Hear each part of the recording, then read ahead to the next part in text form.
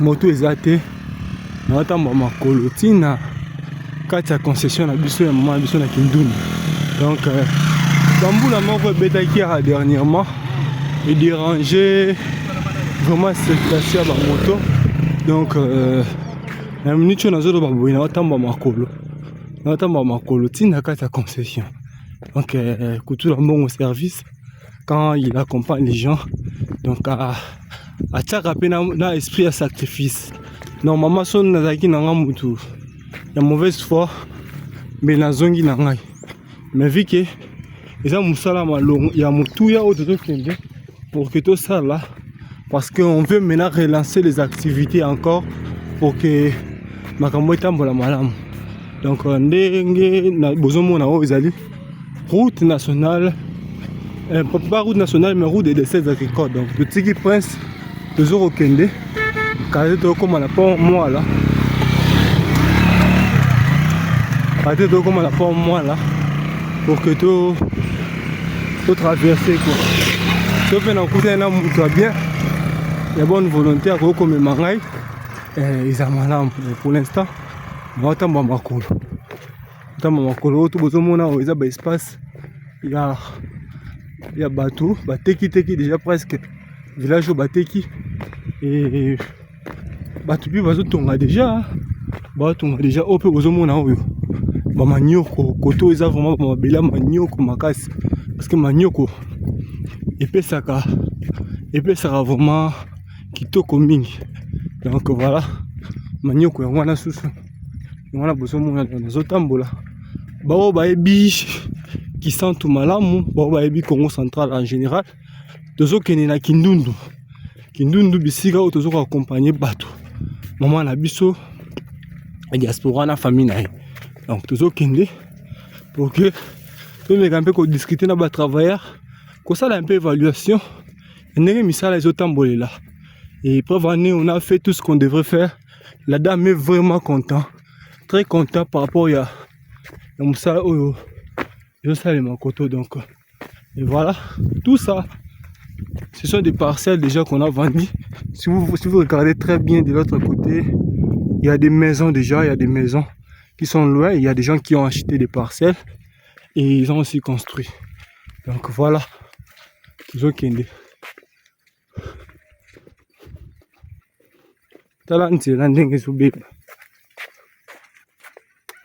Chef, mais moi, la vélo là. Essence de vélo. Non, moi, t'as un porte-bagage. Ok, tu n'as pas. Ah, c'est ça.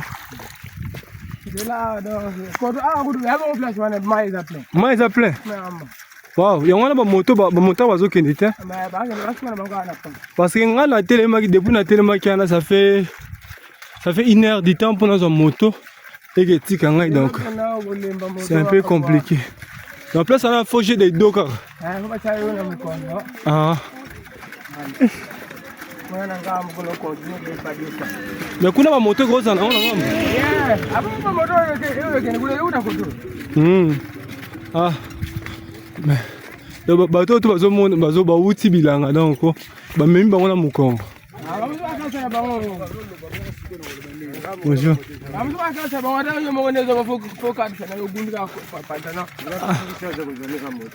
Na ngambo moto kozala. Ah, c'est de paysan. Bonjour maman. Bonjour. Ah, bonjour. Kweli tukiribu, yumoine charge. Bonjour maman dia. Kugindundu, benu kugindundu lokati la. Ah, kuteta lutu kuna lusumiri mandioko. Ah, mwanyi biki. Bibi mpuka au Manyoko kakasi luku dia. Ah, d'accord. Bon, luku beli maman si luku na mandioko menu. Ah, nkatu sumba kadi tusumbi. Lusumbiri mandioko alu. Lusumbiri tusidi mu maza toletete. Ah.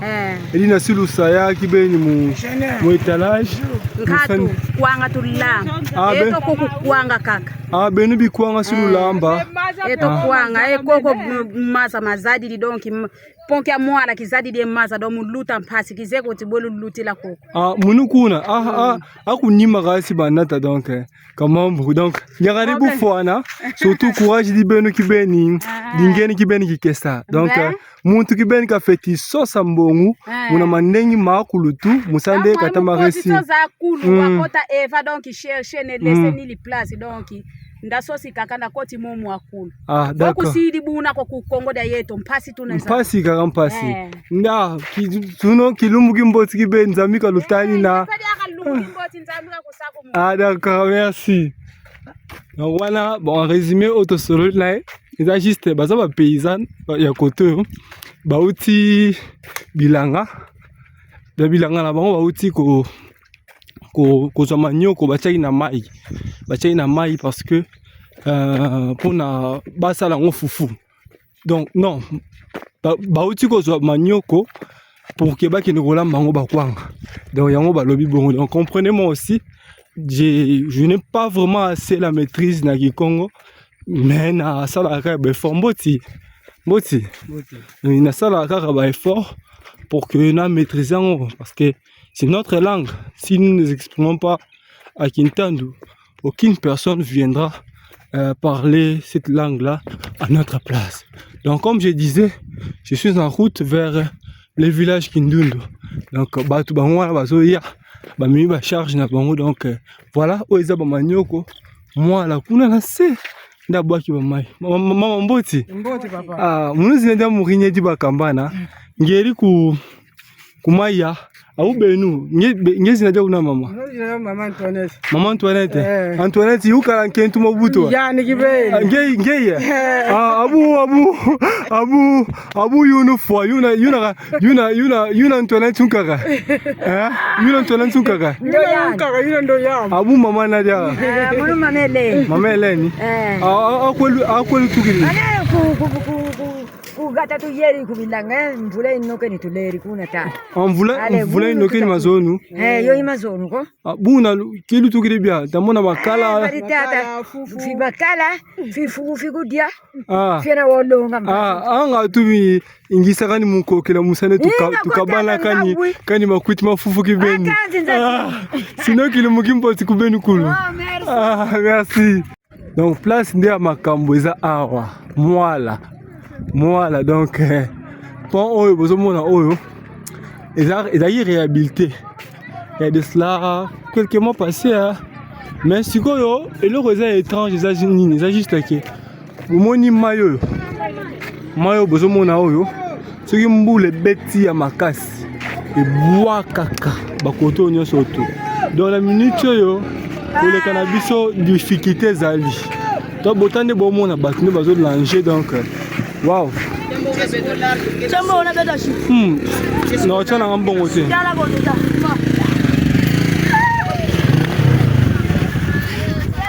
Ah ouais, voilà. Donc, voilà, donc, la moto, les KT, tout ça. Donc, voilà. Toujours donc, voilà. Voilà. Yom to kata batu. Yo ko me mangala mukong. Oh, o rato ko sanga. Yo kata déjà. Te na luka batu mususu. Yo za na po muke. Non c'est ça. Ah, ya za bien. Ah, bien. Yo za américain. Ah, moi il a l'air exact. Non la vie. Ah, la sepeli ya courageux. Ko ba ndeboye na mona mambila boneza laka. Américain. Exact. Yo so bi sauter. Américain. RZT. Opesi mbomba boyi. C'est plus du OK, RAT. Wow, tala mwana nde sali des gars. O to boaki, eza batu musu basala ba kitira wa ba shuna bango de fois ben bon. Et moya kutu ba récupérer ngo ezate. Siko makambu nde zali awa. Kutu ya mbongo service fo andima ba me mangala mukongo ongo me mangala mukongo o me mangala combien la mukongo 1000 francs. Ah 1000 francs cher 1000 francs cher ya 500 de on a tala ka place wana tala o me mangala place wana te ndera bien ngo me mangala ya na OK na téléphone hein zela allez zela ko bouger ngati pona na téléphone diko OK teke o simbi va bien. Wow. Bon, quand tu as la maille. Ah là là. Mi suka ke? Ouais, le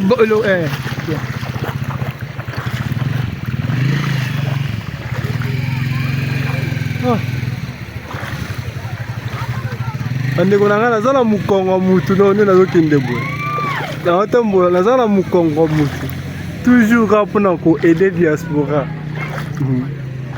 kutula mbongo service tala mwana dekasali okwesanga te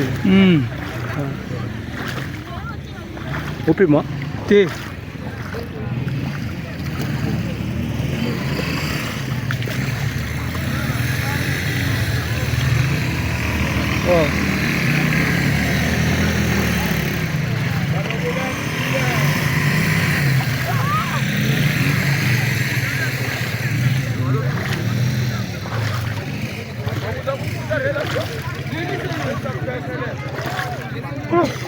taba moto meka omona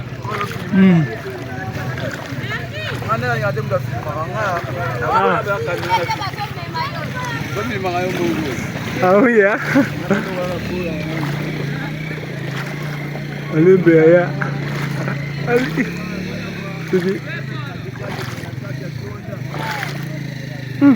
tu peux être pardonné ça va c'est là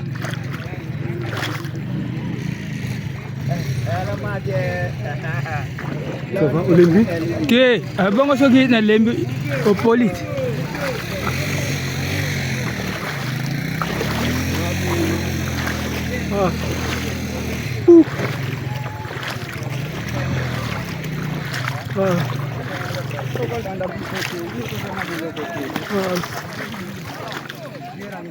ah oh merci Seigneur sinon tu n'as quoi à acheter bon oh bino memi bino na mukongo te ba ve ah ya ya osala boni ah comment eza misi merci ok la c'est na geste ya courageux mobali nde boye ah ok c'est pe mingi ah be bino mo signer ka bole kala makolo ya lega boye bino bokiap est-ce que kuna likolo na rosa moto mpona okeki ndundu nayebi te biso mipaya awa na nzela oza bapaya d'accord tala bato sangi donc mystique na sangi ah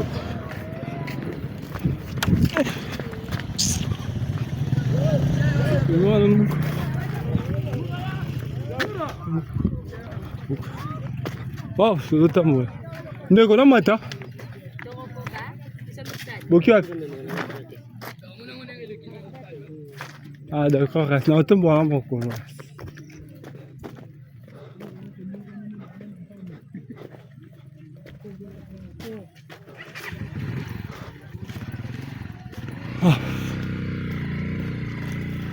Mama mboti. Ah, on kabila nkuni fe.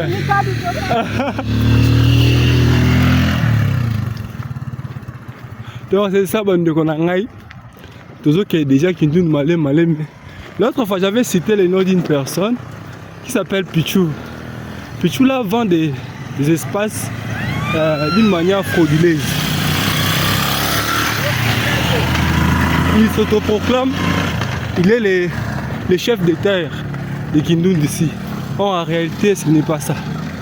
Ah, bonjour, bonjour. Ok. Donc c'est ça, Pichou là, il dit toujours que normalement je suis Fumuntoto dans un compte à ma belle là, n'a pas côté comme ma belle comme il faut. Ils ont raté comme ma belle à qui mouille. Donc si vous venez ici à Kindoun et que vous rencontrez ces messieurs qui veulent vous proposer des espaces, il faut refuser. Car rien n'est en haut. Car rien n'est en haut. Et bon ma banque donc voilà. Pichou travaille ici. Habite un peu ma brique à un peu pour ma banque. Donc voilà. Congo central. Ma belle mort qui toque. Ma belle mort quoi argile. Ma belle oh t'as on des allés. Et là ma belle ma brique. Donc partout bon tambola awa. Vous avez la possibilité de mettre ma brique. Vous avez la possibilité de faire la béton. vous avez la possibilité de faire manioko. Voilà. Maman boy. Ah, mon nom est Mourinedi. À quoi le truc? Où côté lengi? Unu kisalo kibeni kiluzi kimboti. Unu kisalo katugati di kumudiamu mafame na ko. Mafame na kuna, mafama na. Mafame yo mama oginsako. Tamaka yanti kamukubela. Tamaka yanti kamukubela. Donc mweni karan kuniba kidi. Bageri ma contre filuku. Filuku luku inika kivilumbu. Mazuki nani yinga lwa. Bon, tamani njanga kibeni bufwana sinon nzambika kubatila kibeni musani okuma mboti. Bonjour chef. Vous allez malamu? Nazabe papa. Usala akoto yo? Nasala akoto boya. Na munyo latifu mukimbango to mwana nsembi. Mwana nsembi. Nge muntu mwana nsembi. Ingeta. D'accord. Ingeta dina bodi songere. Do ingeta de songera ibuna. Eza bongo. Bongo. D'accord. Na sepe munuzi ngakumuna ngakinedi. Na ebito yo komono nani? Nakomana nga Thomas. Thomas, santu Thomas buka mona buka kuiki. Ngeki ben. Donc yangale mufala. Merci. Donc bon, nazo que déjà besoin dans l'ambiance là-bas tout côté yo.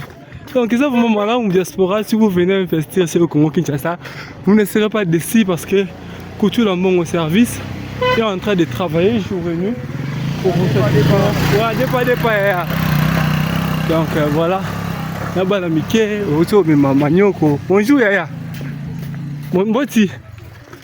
Baoka ba vutu la mboti. Donc ngeri karabuna. Bonjour. Bonjour. Nkabila kani ngasiko. Nisibaka ngasi. Akulu bagiri ngasiko. Mbozi benu kazitatika kwa. Bila on kitoko kwa. Eza mbila ni sombo te. Oza marke ni. Weza nani Bundi. Biso to benga ngona Kongo Bundi.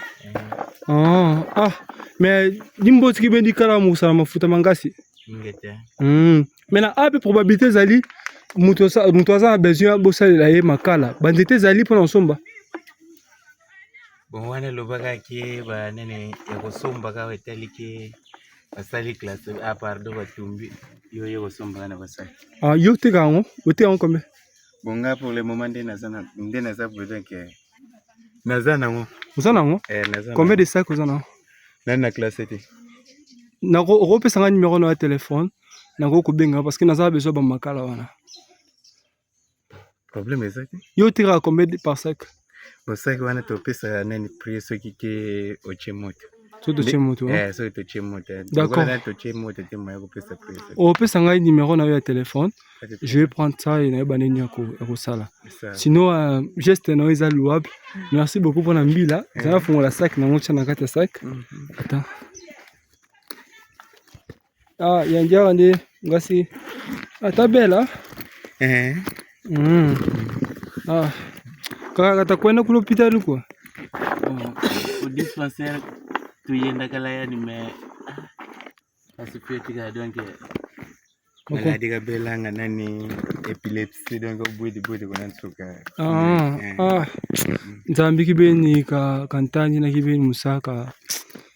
Kakala kibeni muntu mboti kibeni. Donc katala kibeni ma sacrifice ma ko lutuka sala donc. Merci. D'accord. Si ngeke nsoro donc si vous tout kasi baka numéro dingue musande nous a tous planifié programme tant sous salara makala na mumo singisi sumba bia bebo tu abo beni mbasi ki ongita saranga na classe ma donc d'ici dimanche prochain mais ngesu sikutuka kwa unu sikutuka kwa kani vutu kiso sikuba kani desasoni kaka numéro kana tel numéro na miri na dina donc tel numéro oui. Pas numéro. Comment nous s'en envoie? Comment nous s'en envoie? Makwisa. La tangana kilo samo makwisa. Combien? Et ben, il y a 085. 085 039 Ça m'a dit très mal. Ah ouais. Quand on a, non, aux Ango, sur aux AT, non, aux Ango parce que ils ont besoin de travailler vraiment. Donc, ça. Oui. ça m'a très mal. Très assez, oui. Souligné, oui. Ok, ça va. Merci. Tout le monde est en retour. Hein? Ah, moi, je suis Garale gibe gufwala. Ah, le salaire qui est ça musande. Ntiki be si to mo kwani. Mon courage di be tout kwani. Bonjour. Oh, bon, au bazar ba paysan donc au bazar na gata village Kindundu donc toujours ko to kendi déjà parce que ils ont vraiment bon bisika oyo ils ont accompagné maman la biso et diaspora depuis Hollande quoi. Non, on entend Boulara Makolo donc.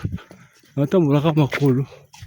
J'ose croire qu'à la tête, Nazoko Kokota Nesika en haut déjà. Voilà. Bonjour. Bonjour.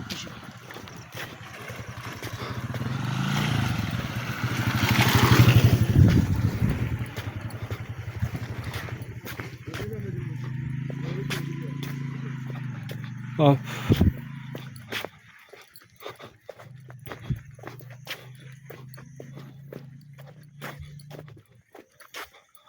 Raccourcissement vous êtes quelque part donc faut la zone là. Ça me semble sungi biso qu'on travaille mieux. On doit faire de notre mieux pour avoir notre moto. Pour n'aller dans biso pour n'aller ça là. La course on est tout le temps makolo vraiment. C'est un site ceux qui déjà moto mais comment qui banda kala vraiment donc voilà.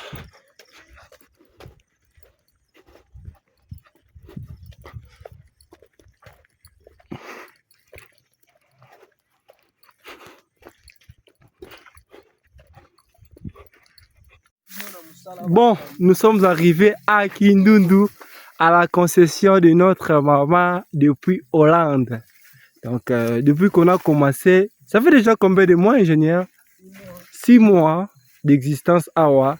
Tout le bilan, il y a autre bimisi, il y a autre la concession. Donc, nous allons promouvoir l'activité Moussousou, afin que maman Nabiso azala toujours ne mingi. Donc, tout ce qui t'a déjà, ingénieur Eric Ntsumbuka, ni mutazali technicien ya liboso a nakati ya site. Après, il y a ingénieur Guy, il y a Michel. Donc, on est batu bazali employé nakati ya ici Awa. Et moi qui vous parle, je suis le manager du projet. Donc, voilà. Tout ce qui t'a déjà, malembe. Nakati ya site nabiso ya Kindundu Ndundu vert. To banina nous, to banana na aubergine ingénieur. Les milieux ils ont vraiment très Follow ba makasi hein. To banana okuna na banana. Donc oyo eza côté to mekaki ko sala ba aubergine. Malheureusement, bon ingénieur va donner son point de vue par rapport à Moussa. Quand on peut te dire, hein?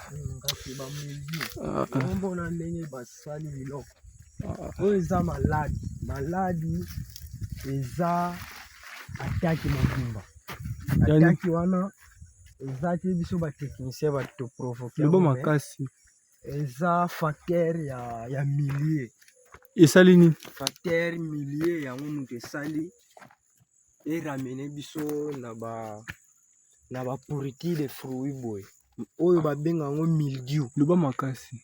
Oyo ba benga ngo mildiou, vous voyez? Il y a la pourriture. Donc vraiment et police d'une grande étendue. Biso peto banaki causer l'entrepreneur aya pour que to bukango. O biso to buka te soki to sur recommandation te. Alors yamana to accepter vaut mieux. Et pour la canango na nzete mais baya kokuta ngo keto buka po epoli po to kopia pe explication ya ndenge mususu bakoki comprendre yango facile mpe bakoki comprendre yango facilité yango wana etant que technicien seule solution tozwaki tokoprélever quelques pieds oyo eza non attaqué mpo topréparer fd nde tokozongisa culture wana na saison c na saison c nde tokozongisa yango maintenant nangi naloba boye par rapport ya po ezalaki culture tokutan tokotelaki na ebandeli c'était maman na biso azalaki na besoin asala baculture maraîchère parce que y a eu des gens oyo balekanaki awa bon bagiraki oyo bagiraki. Nous ne sommes pas là pour dire de mauvaises choses des gens, mais basalaki quand même musala oyo basalaki. Mais notre maman bon ajijaki bango na ndenge na ye. Donc maintenant sikoyo biso tozalaki na l'obligation mpona kosala ba maraîchère tosalaki gombo pomoni gombo gombo ezalaki apprécié pa bato nyonso tout basepela nango. Maintenant tozalaki na obligation tosala aubergine calenda.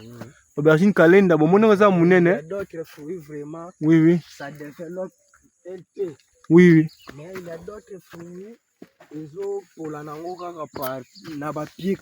Oui, telle aubergine à monene. Excès d'humidité. Donc, tolobelaki yango na formation tokendaki na Mbanza Ngongo. Oyo batindaki biso epa patronat na biso ma bébé. Tolobelaki ba maladie oyo mildiou. Balobaki oyo eza attaque grave soki ekoti na bilanga. Seule solution vous arraka nzete to boaka to calciné. Alors etant que oyo ezobimela mbongo tokoki kosala ngo te comme c'est moi qui est le propriétaire. Non, moi je suis technicien numéro 1. Nyonso oyo eza constant, il faut na pia rapport, il faut na match. Nde ekoyaka na maboko ya entrepreneur inédit ye amatseli biso. Et pas mère. Bon, mère n'est à réagir. Si c'est ingénieur, je voudrais poser une question. Hein. Maintenant, par rapport aux produits phytosanitaires, tout ça, qui maintenant, ils sont capables de pour résoudre le problème de mildiou. Bon, le traitement a été débuté depuis. Mon makasi. Donc, le traitement a été débuté depuis avant. Il y a une culture na biso en place définitive. Mais ba produit to salelaki ba fongicide to salelaki ba DD Force comme insecticide pe to salelaki un peu nini produit oyo pasha po to banaki komona quelque ba cochenille na sima ya makasa to landelaki croissance ezalaki kitoko to sepelaki mais à la fin des comptes to yeko mona maladie physiologique. Physiologique donc maladie oyo ezalaka na facteur ya mabele esika totia ba pied na biso to traiter mabele te comme il faut ndenge ezalaka un peu de chaud tozo traiter mabele to boma quelque ba microbe nde totiaki yango directement. Wana siko théorie ba yokusi bino na formation ngozo loba wana eza théorique oyo tozwaki na formation pena oyo totanga o formation ezalaki kaka ndeti rappel siko par rapport ya est-ce que bino bozalaki na idée te que maladie ko ya na biloko idée ezalaki na ngo mais ezalaki dormant ezalaki ya kolala nde tant tokenaki formation asali biso ndeti rappel ndeti aye kolamusa biso po oyo tu tozwaki kuna yango tozwa na ikambanza na agronomie pe mutu oyo azalaki conducteur ya formation aza collègue ingénieur Jacques ayebi biso bien totangaki ensemble malgré tozalaki bango liboso biso na sima bango soki G3 biso G2 esalelaki bongo. Nenga est-ce qu'on a le babo ingénieur parce que à mon avis rien n'est perdu parce que ba semence na biso toujours récupérer ngo toujours récupérer ba semence na biso toujours kozongisa yango maintenant nenga na loba sikoyo tant tozozwa parce que o déjà poli jusqu'au robot déjà ya robot mais sikoyo faut que trier o ya malamu o tokozwa FD nango et qu'on permettre à bisope tout ça la paix grande étendue parce que on a oui on a mis des aubergines même ce n'est pas vraiment en grande étendue mais je ne sais pas avec semences ça peut nous aider pour faire ne fût qu'un demi-hectare, c'est possible? Oui. Un demi-hectare? Ça nous aidera vraiment. Un hectare, c'est possible. Et un demi-hectare, c'est possible. Demi-hectare, c'est possible. Il y a l'aubergine calenda. Parce que nous avons la pétale superficie de sali. Même si on veut vendre ça, je ne pense pas qu'on pourrait récupérer un peu une somme là consistante. Or, nous, notre souhait, quand les gens investissent, qu'ils arrivent quand même à récupérer. Comme je vous avais dit, travaux, on a vu sur Liboso, Otobandakiawa. On a fait le gombo, ça marchait, et on a le seul problème que nous avons rencontré, c'était juste le marché. Et au moment où je suis en train de vous parler, nous avons déjà réglé ces problèmes-là. Et quand on va reprendre ça au mois de mai, je crois qu'il y a vraiment il y aura une satisfaction totale. Donc, ce qu'on doit faire, c'est juste que, bon, c'était aussi notre première fois de faire les travaux ici. Donc, il y a un sali qu'on ne puisse pas vraiment très bien maîtriser le sol, vu qu'ingénieur patron Abisso a investi pour travailler à Tindake formation à Zongaki à Yekoli et après à comprendre comment on peut faire. Maintenant là tout ingénieur est-ce qu'il y a possibilité zali tant que bandako tant que répondre en haut. Mais parce qu'on va répondre. Maintenant si qu'on répondre on peut s'appeler quelques techniques appropriées et qu'on ça en sorte que tant que bandi tant que bandeli activité oyo pour que tu parcourir toujours n'a pas problème te enfin que tu sois vraiment récolte yamalam. Bon, la seule technique que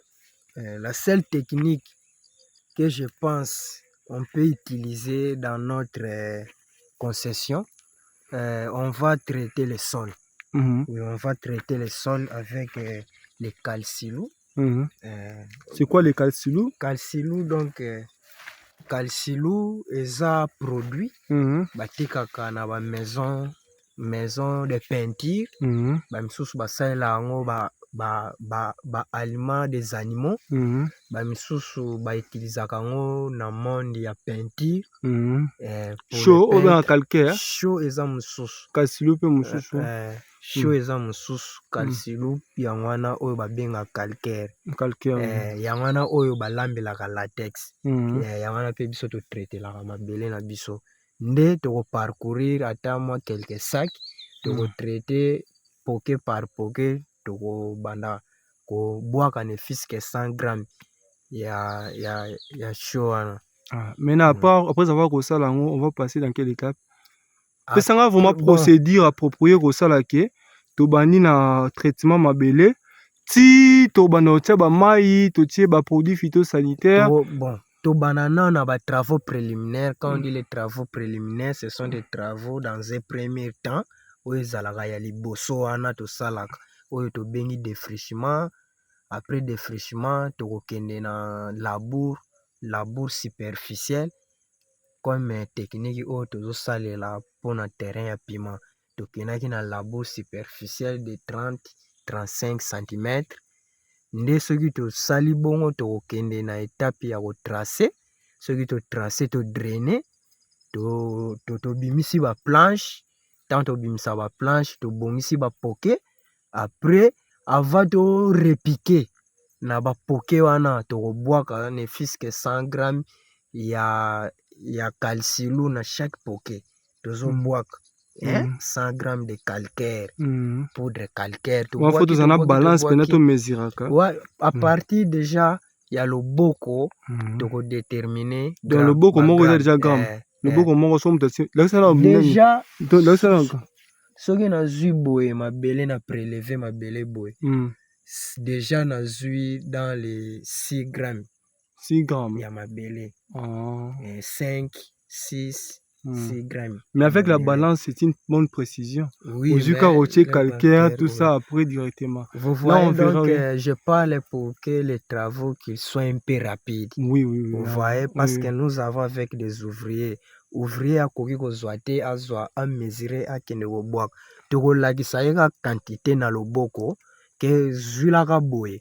Pour nengo zo zoa boé on pensait déjà il est dans les 100 à 150 grammes. Est-ce que ouvrier vous avez vraiment la conscience parce que ça mutu mususu abandi bien maintenant mokina ba poké mususu plutôt azoko comment dirais-je azoko respecter sous principe pour tchaneka pour qu'alembi na yazo bon est-ce que probabilité zali bosomi na bino pe ba poudre calcaire wana vous savez peut-être utile bolobi que non dans un demi-hectare toko kocha peut-être autant de on peut avoir autant de poké. Mais autant de poké, on a tout ça 100 grammes, 100 grammes, 100 grammes, 100 grammes. On peut déjà faire ça, on peut mettre ça même dans des sachets. Et bah, ouvrier, bah, déjà, c'est au pesage qui déjà. Là, maintenant, on va faire le travail d'une manière précise. Et pour que. Parce que les appels sortent, les appels notre principe. Ceux qui peut-être respecter en PT, vous voyez qu'il n'y aura pas aussi les bons rendements. Il y a aussi une forte pourcentage de coquille. Parce que totiaka poudre calcaire wana arandraka mabele netre peut-être komona eza trop acide peut-être eza trop basique po ezalaka acide na base yango wana sikoyo faut totraite yango ntango totraite po akomisa yango netre comme terrain ya mabebe eza dominant na acide.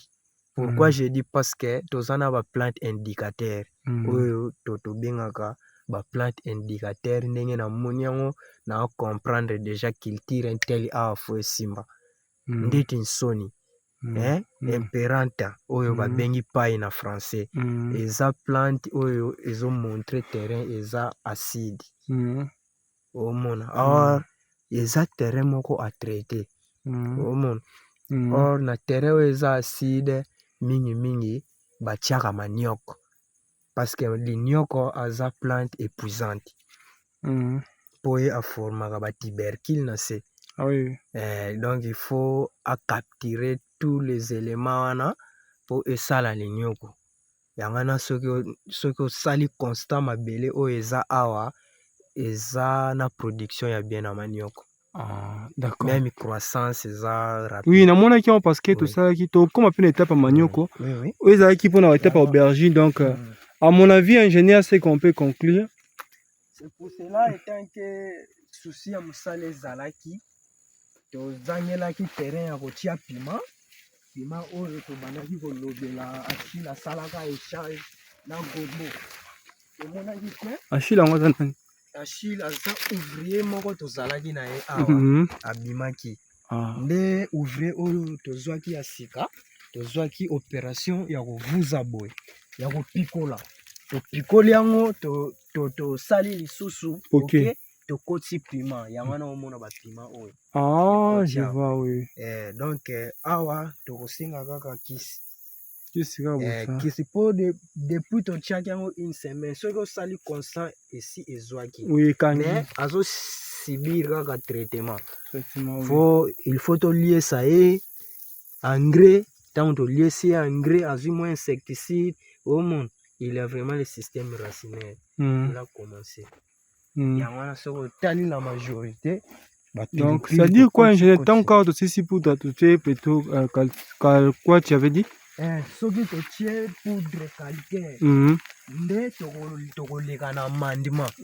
amandement donc c'est le fait de mélanger la terre avec ces poudres là koremuwe kaka ozoremuwe yango ozomélange ndenge tosala kaka cendre na mabele tokokende kaka bongo totango na cendre soki totie bongo ale tokoarrose les jours tokoarrose eza le même jour te oyo biso tokolona pourquoi po edégager chaleur po ezalaka na chaleur namoni ba masango awa masango na yebi te utilité nango eza suni parce que masango oyo tolonaka na terrain ya nguba ntango tolonaka nguba tolonaka mpe lisango wana epesela te semence wana ezalaki pouvoir germinatif nango ezalaki makasi te nde torattrapa mwa quelques semences mosusu na marché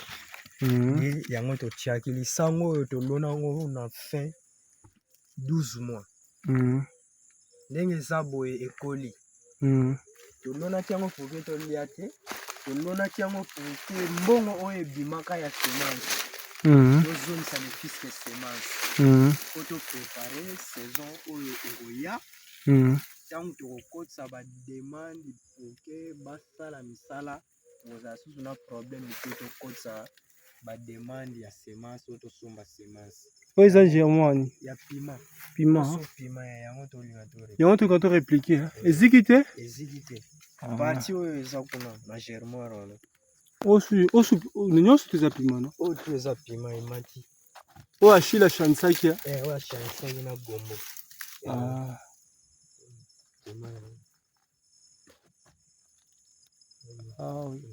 tozolandelaka nsakula nde soki torepika yango toza na retard te eza na retard te eza kutu vrai pima mpo ndenge tozolona yango boye tokobimisa yango oyo eza avril tokobimisa yango début juillet pilipili ebandi kobima yango na topreparaki masango oyo ezala semence totraitaki yango malgré lolobaka tokotisaka yango te me naexplike yo mpo okomi traitement na ye kisi oyo totiaka na aubergine nde ye mpe tobandaki koprofite na fiske 2 gramme na kole tobandaki kolekisa 2 gramme tolekisa nde yango oyo mpona biso eza semence entre mardi il faut toleka na Michel ndeko oyo tozosala na ye torekolte yango déjà masango tobanda bokausa yango mpona tozwaka semence mpo tochange mpe méthode mosusu ndenge eza boye ekolonama na 10e mois d'octobre maintenant ndenge natuna question moko ingénieur nguba masango epesi te comme il faut contrainte eza vraiment nini contrainte ezali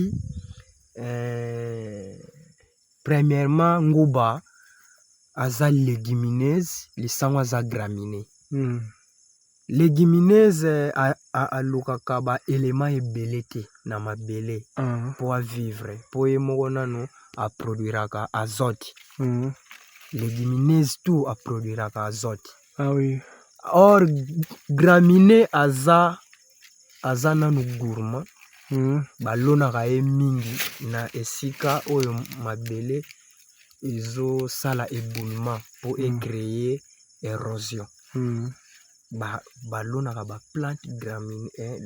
les plantes gramineuses pour que absorbe quantité ya mai oyo ezolemisa mabele omoni ntango tolonaki lisango na biso esika tolonelaki ye ezalaki savane savane babandaka yango na gramineuse pardon na légumineuse savane babandaka yango na légumineuse nde esengaki il faut toliesa ye aliaki te wana baélément oyo faut renforcer croissance yango wana ebimelaki na bandenge wana alors yango wana oyo esalaki différence wana tokima terrain wana toya awa eza oyo eza sol collisionnnaire collisionnnaire donc eza sol moko boye eza ezalaki semi forêt ezalaki semi forêt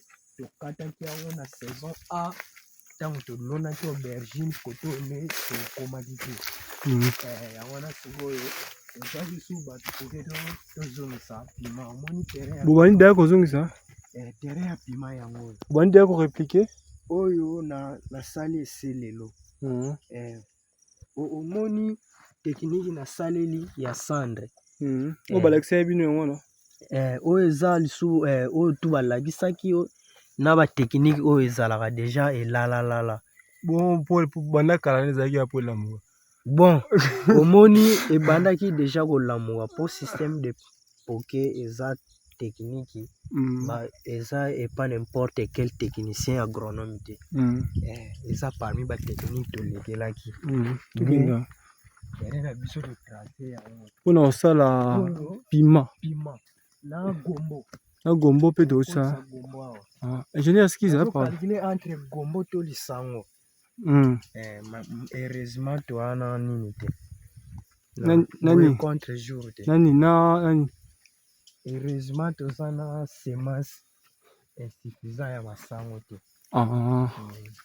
nano mpe ekauki bien te tokoki mpe toloni masangu totie motopompe todraine à cause ya maladi oyo tokutani nango na aubergine na aubergine eza solo na se baza kaka meme famille na pima mpe aza solo na se na kota pima mpe aza solo na se mais maladi oyo aubergine abeli tobenga yango mildiou mildiou wana eza causé na excès humidité d'eau vous voyez ntango todraine esika oyo tolekisi bakongo na biso na bapao mpo tomatisa mabele ebimisi mai ça signifie kwa mai wana tozolinga mabele ezwa mwa humidité moko boye eleka te ebenda mwa mai yango wana tosaleli boye toeseye mpo parceke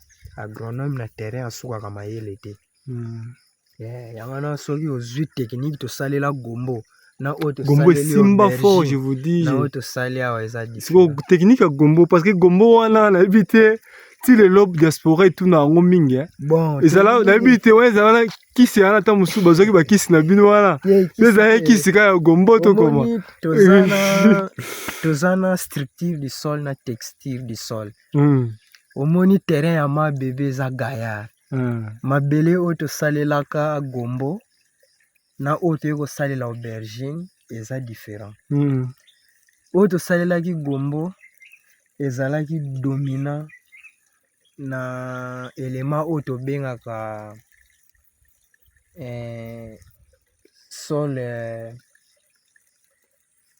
gravière sol gravière todrainaki sol gravière sikoyo sol gravière wana azalaka na bamabanga moko ya mike soki otali na première planche aza na type ya sol wana omona yango wana epesaki awa ntango toyaki na se ezalaki mpe limo argilé mais likolo eza dominant na limo eza dominant na limo awa eza sikoyo awa eza limon sablonné si vous regardez omona première bande ya likolo okomona présence ya sable mabele soki eza na sable ata enracinement ezalaka facile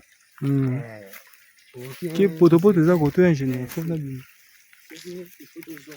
mais à la longue koto eza nanga esika baetan ingénieur non normalement koto oto eza nanga esika par rapport ya baplainte surtout posé tant ndeti bama ezobota place wana en terme vu que bon probabilité pe ya mbongo mona te koto omoni triangle oyo ezalaka pe ya mabebe po meme nga na pensaki betan parti oyo totiki parti oyo fo ezala bon nayebi te fo ezala récupérable ntango soki mabebe superficie mpe eza mwa monene soki mabebe akozala na sowe ya kotonga porcherie baporcherie fo ezalela na sommet wana baporte etali kuna batio nango ezokitisela biso fumier banie wana kote oyo mpona baetan afin ke epesa bazoplanton sentir ingénieur ezaka yoka te moto abimisa bagros moko nga mpe nabimisi oyo sentir donc c'est ça donc ezala mpe omoni normalement boule eza ingénieur c'est pour cela j'ai débuté à changer toute technique à exploiter je prépare maintenant du cendre vous voyez pour traiter un peu le sol de ma bébé parce que jusque là ils il ne faut pas citer les noms des gens ingénieurs pour traiter le sol oui d'accord nengana baboya ingénieur normalement koto yo étant propre étant magique donc moni koto nde eza boya ingénieur ndenge eza boye les terrasses oyo topasolaki yango Et ça l'a raté, je crois. Ah, t'es na moni. Mais est-ce qu'on a. Mais l'ingénieur, normalement, on doit que ça va être faut les aller à côté. Oui. Parce que étant donné ça, au moni Congo, on a vu ça et si tu kataki. Souka na ngo. Faut même temps de retracer le kala au à côté. Souka faut aller là-bas. Si va mon jetouane. Le temps de bana au lona, de kosa na bande ya sepima. Soki pilipili esilite to koti na bande ya likolo. Ah oui hein. Soki esili na bande ya likolo ekozala attaquer na gombo. C'est pour cela je t'avais dit que là on a déjà dialogué. Donc des années ingénieurs par rapport à défi au PC Kingai. Oui. Par rapport à défi au PC Kingai, il y a nani ya piment oil. Dès que parce qu'on a pensé que déjà quelque chose déjà. Quelque chose, on a pensé que $50 déjà. N'engana le baba ingénieur. Est-ce que c'est comme par rapport à ceux qui te sali musala oil. La bata maman. Hein? Ceux qui te si ceux qui t'ont libéré et tika kiwana. Je crois que musala aussi la rapide. Musala aussi la rapide. Pour nga nazo penser semaine oyo toko banda ya lundi. Faut ezwana repiquage. Parti ya mikala déjà. Il faut tout répliquer. Wana ils ont bon. Surtout ceux qui au pied sont partis wana donc ils reculent plus rapide. Maintenant parce que superficie to banda kiango le jour où on a $50 wana c'était un lundi. Donc depuis to fongola qui terrain po to zela qui te ekauka. To regroupa kiango to tumbi yango misusu to boaki kuna yango pe epie biso cendre auto utiliser ndeti choix chaud calcaire traité les biso pe quelques places auto kochaba pied. Bon nengana le babo ingénieur. Superficie auto cha piment ya combien ça combien de mètres? Ça a 100 mètres de longueur et 15 mètres de largeur na ba zone misusu à 18 mètres 17 comme ce que awa si kuna a bendi bongo. On peut estimer à combien de pokés? Pour estimer les pokés, là je vous répondrai ça après demain. Là je vais calculer le nombre de planches que nous venons de sortir parce que dans ce premier temps les parties là on n'a pas encore terminé. On a aussi cité qu'on tracé dans drainage. Ce qui est sili ndeto sali effectif nombre de pokés. Ndeto yeba parce que oh déjà to sali déjà to sali ezali déjà 21 plages.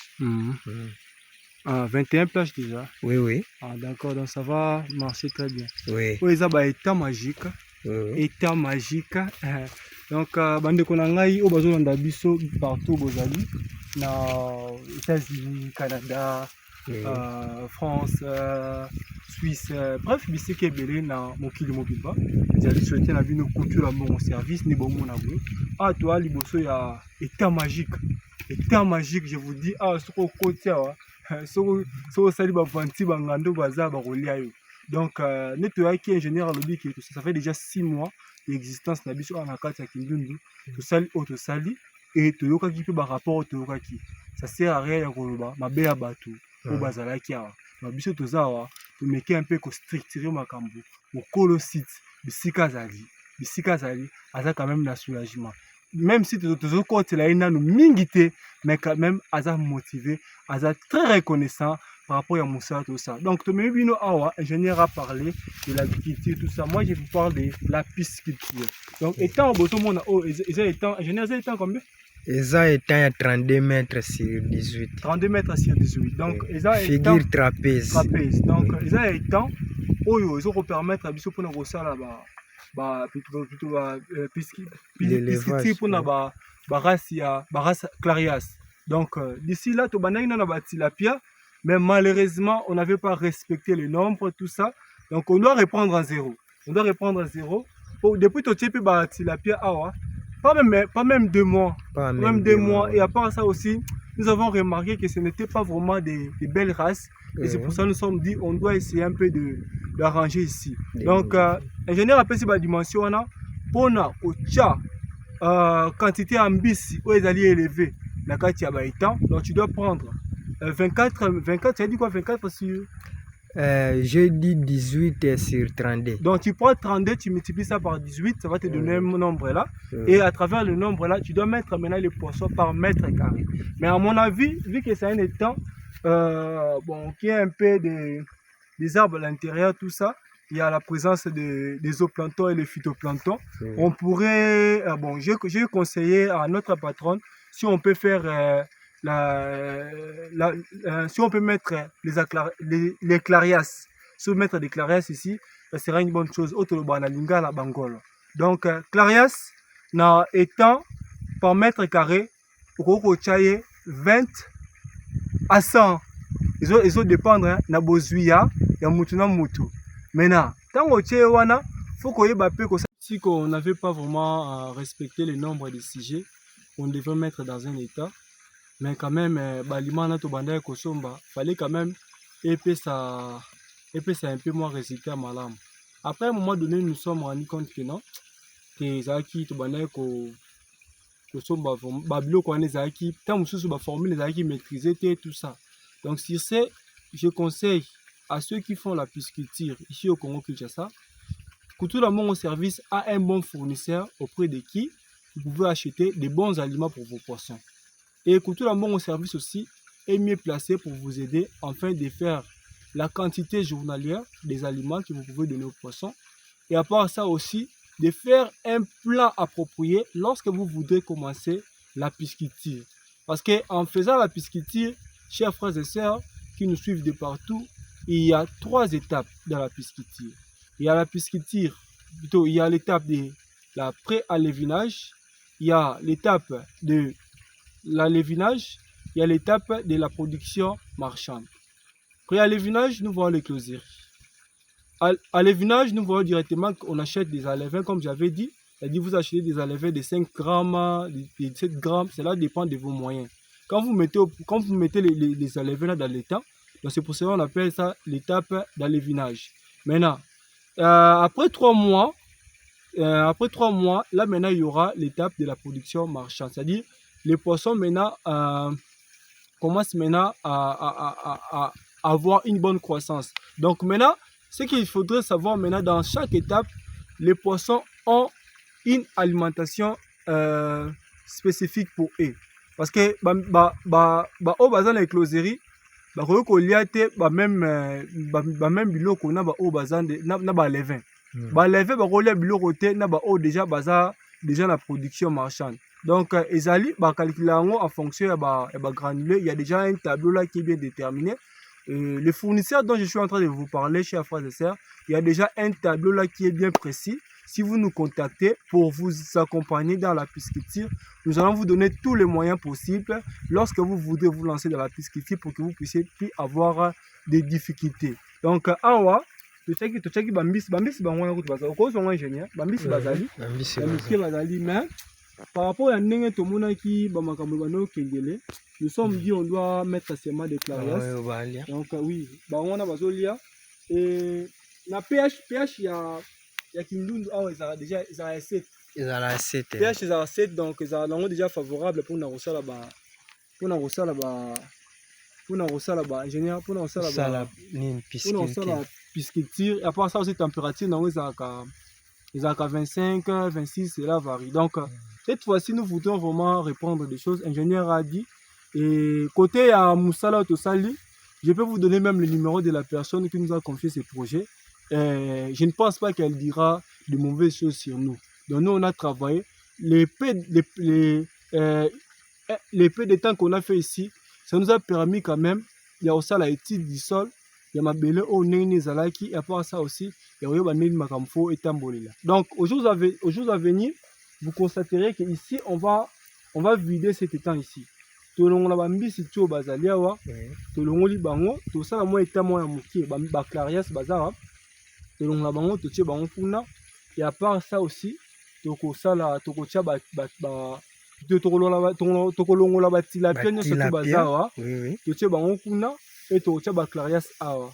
que il faut vous retenir, là ce sont des formules que je vous donne ça gratuitement, chers frères et sœurs.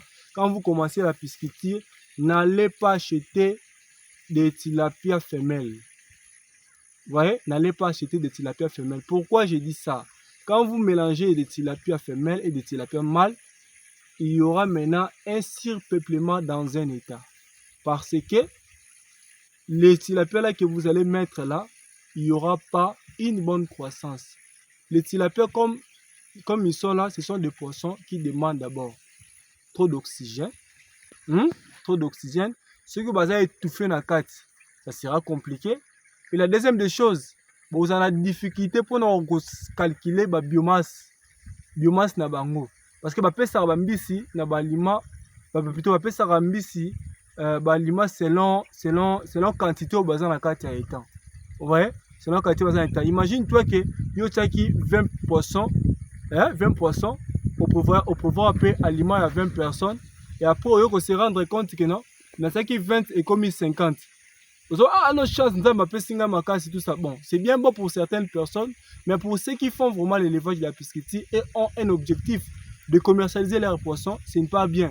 Ce n'est pas bien parce que, tilapia wana, oui, il y a mikolo baroza déjà, il y a mikepi baroza là, mais pour autant, on voit que il y a mikolo biloko, il y a mikepi baza wana, non? Tu vois? Oh, pour éviter tout ça, difficulté, le mieux serait aussi de tilapia mal. Si vous tilapia mal, vous respectez quantité par mètre carré.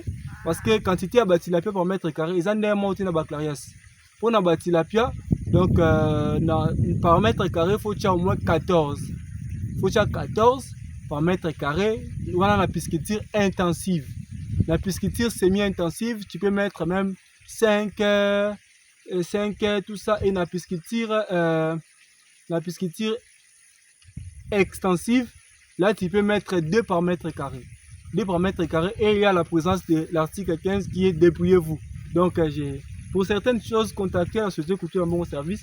Vous aurez toutes les informations possibles pour la pisciculture. Donc aux jours à venir, vous allez voir que cette concession sera plus de la sorte. En général, on peut marcher là-bas pour montrer aux gens qu'il y a aussi des arbres à frotter qui sont ici. Je vois qui faut pas bouger ça. Ah ouais. Faut bâtir canal moko boy d'entrée. Ils ont ça les boulements. Et il y a notre équipe qui a habité ça. Dès qu'elle arrive directement, on va arranger ici. Oui. Et je crois que si Dieu nous fait grâce, on ne va pas finir ces mois. Vous voyez qu'il y a un petit côté. Il y a un petit côté. Ah bon? Donc si je vous dis qu'il y a quelques miettes qui est entré, donc je ne mens pas. Donc on va voir. C'est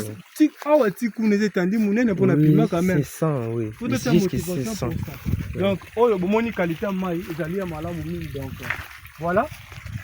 On va foutre les alliés là il y a concession. Source n'a pas pas maï les alliés.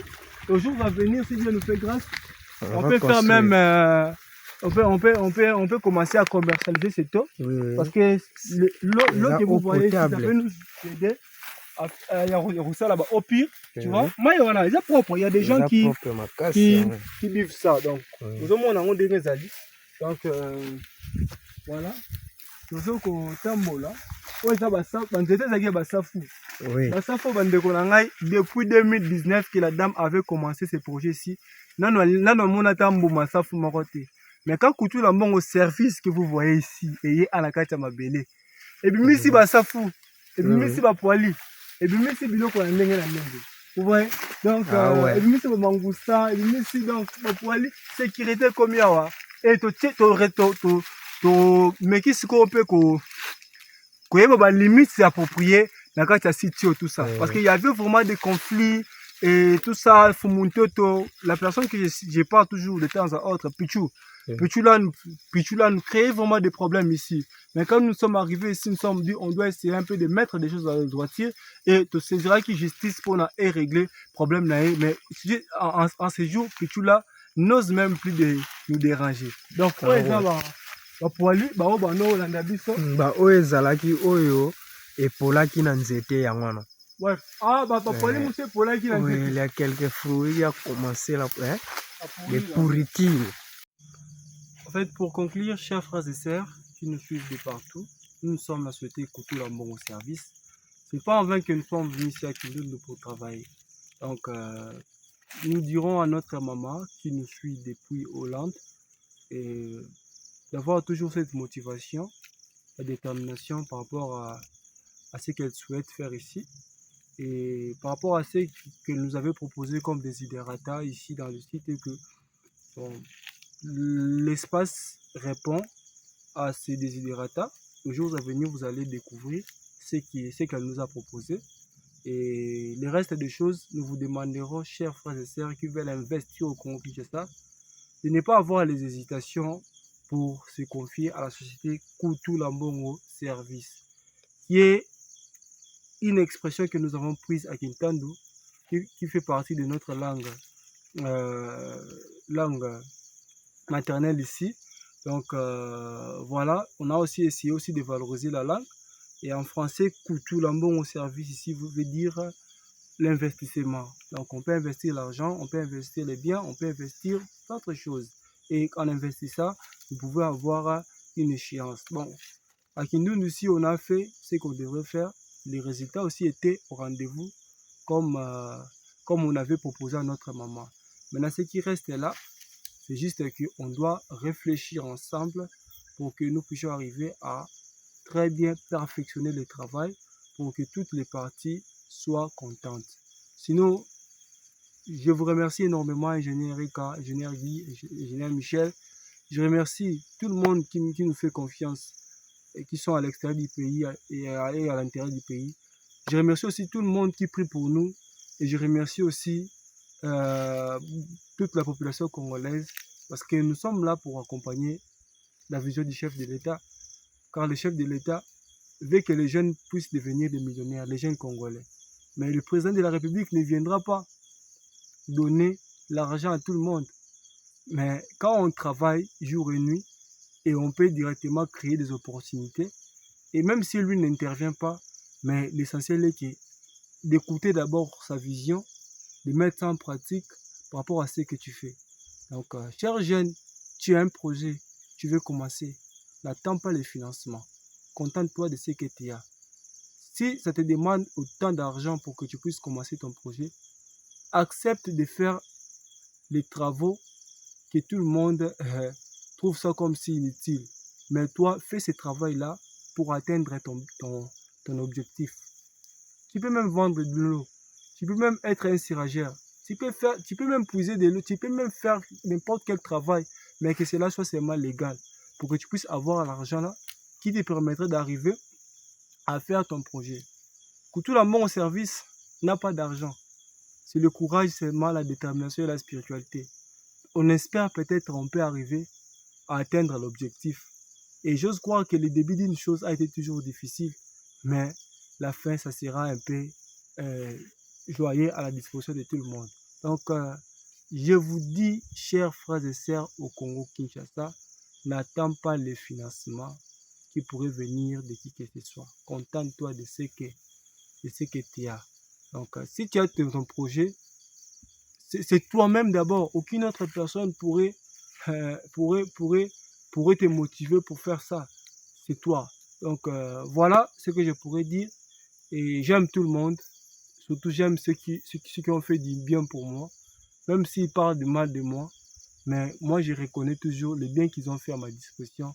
Et je serai toujours reconnaissant à leur disposition. Et partout où ils sont. Et tout l'amour, on ne va pas les oublier. Encore une fois de plus, merci beaucoup à la diaspora congolaise.